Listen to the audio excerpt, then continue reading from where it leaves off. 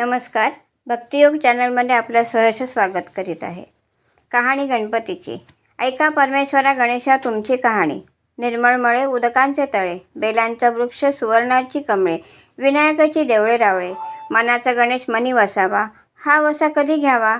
श्रावणा चौथी घ्यावा, माही चौथी संपूर्ण करावा. संपूर्णाला काय करावे? पशा पायलीचं पीठ कांडावं, 18 लाडू करावे, 6 देवाला द्यावे, 6 ब्राह्मणाला द्यावे, 6चं सहकुटुंबी भोजन करावं.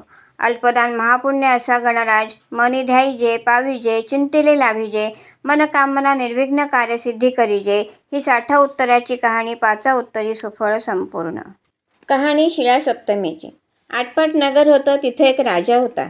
त्यानं एक गाव वसवला. जवळ तळं बांधलं. काही केल्या पाणी लागेना. जलदेवतेची प्रार्थना केली. त्या प्रसन्न झाल्या. राजा, तुझ्या सुनेचा वडील मुलगा बळी दे, पाणी लागेल. हे राजानं ऐकलं. घरी आला. मनी विचार केला. फार दुःखी झाला. पुष्कळ लोकांच्या जीवांपेक्षा नातवाचा जीव अधिक नाही, पण ही गोष्ट घडते कशी? सून कबूल होईल कशी? तशी त्याने तोड काढली. सुनेला माहेरी पाठवावी, मुलगा ठेवून घ्यावा. सासऱ्यानं आज्ञा केली. सून माहेरी गेली. इकडे राजानं चांगला दिवस पाहिला. मुलाला न्हाऊ माखू घातलं, जेवू घातलं, दागदागिने अंगावर घातले आणि एका पलंगावर निजवून तो पलंग तळ्यात नेऊन ठेवला. जलदेवता प्रसन्न झाल्या. तळ्याला महापूर पाणी आलं. पुढं राजाची सून माहेराहून येऊ लागली. भावाला बरोबर घेतलं.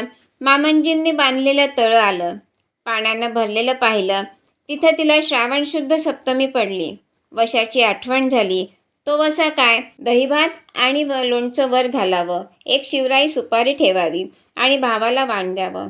एक मुटकुळं तळ्यात टाकावे आणि जलदेवतांची प्रार्थना करावी. जय देवी, आई माते, आमचे वंशी कोणी पाण्यात बुडाले असतील तर ते आम्हास परत मिळत.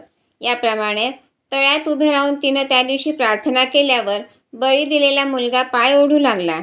पाय कोण ओढतं म्हणून पाहू लागली. तिचा मुलगा दृष्टीस पडला. तिनं कडेला घेतला. आश्चर्य करू लागली. सासरी येऊ लागली. राजाला कळलं, सून आपल्या वडील मुलाला सुद्धा घेऊन येत आहे.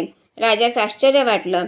त्याने तिचे पाय धरले. तिला विचारले, अगं मुली, तुझा मुलगा आम्ही बळी दिला, तो परत कसा आला? मी शिळासप्तमीचा वसा केला, तळ्यात वाण दिलं, जलदेवतांची प्रार्थना केली. मूल पुढं आलं तसं उचलून कडेवर घेतलं. राजाला फार आनंद झाला. तिजवर अधिक ममता करू लागला.